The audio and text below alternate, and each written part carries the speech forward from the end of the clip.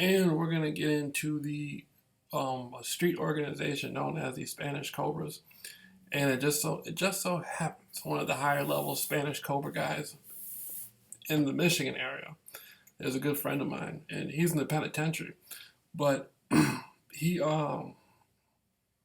his story is crazy. He went into the penitentiary in Jackson quarantine, and Jackson was the second biggest walled prison in the world. There's supposed to be a prison in Russia bigger, but now the old blocks in Jackson have been getting knocked down. So I heard it's not, definitely not what it was. But me and him, he went when he went back to Jackson this time. This guy had beat up two COs, two guards, and then got transferred. He beat that case, beat an attempted murder, I think, and now he's in prison. But I when I was younger, I was in punk prison with him, and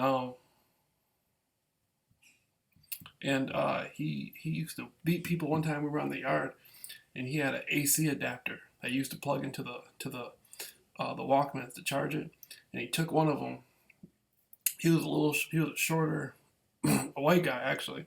He wasn't Hispanic, he was white, but he was a member of the Spanish Cobras. And he took the AC adapter, and it was two guys coming towards him, and they were trying to intimidate him and scare him.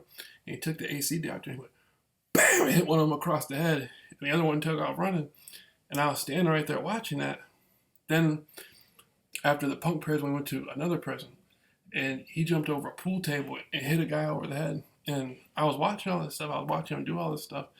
And, you know, Spanish Cobra's always been pretty big in Detroit. I mean, Chicago. But the graffiti of the Spanish Cobra is the most interesting. I used to study a lot of the graffiti in Chicago and compare it to Masonic symbolism or whatnot. And from time to time, I try to show these people the symbolism in the graffiti and say, what does this mean to you, or what does that mean to you?